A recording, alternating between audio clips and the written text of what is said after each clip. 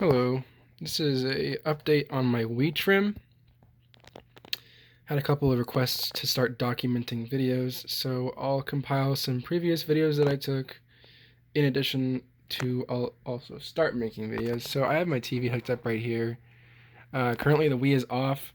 So this setup is a little bit weird. I created this sort of setup with 3 buck boost converters hooked up to a computer power supply. However, I realized that those things can only hit about 1.3 volts, and I need 1.15 and 1 volt. I might have those flipped, but I need to get pretty low voltage, and I can't get it with those buck boost converters, so I'm gonna have to buy some different ones to make a test setup. Right now, I'm just using a bricked Wii. Whenever you power it on, it just powers on into the health and safety thing and gets stuck there.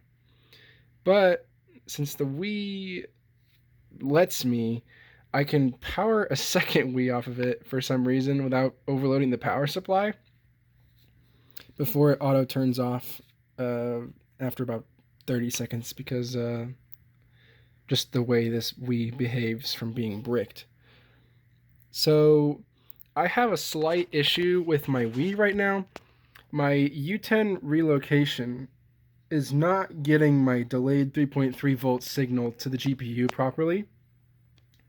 And I accidentally got this working by trying to measure the voltage across that. Here, I'll show you.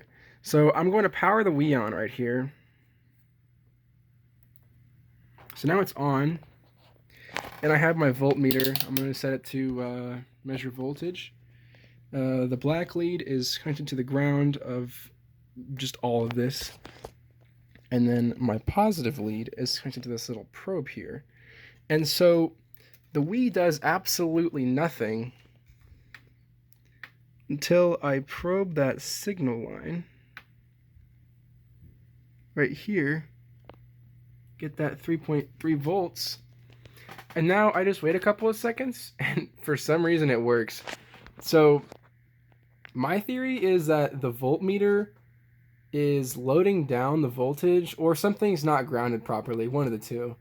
I think the voltmeter loads the voltage down just below a passable, like, high voltage for the GPU, and then once I take it off, it brings it back up to that, it brings the voltage back up to a high signal that is detectable. So once I do that, it boots up into the portableized me, but since I don't have the USB hooked up, it won't do anything. However, I did just wire in the GameCube controller.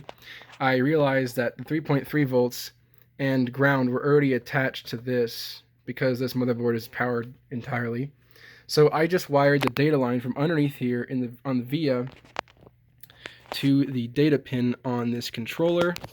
So now whenever I steer this joystick, I get the input. And I don't think that the Wii is supposed to work when I hit boot to Wii menu, because then the Wii just crashes, which makes sense. So yeah, it can stay on for quite a bit. I think it's more like 2 minutes, I think, before the Wii automatically turns off.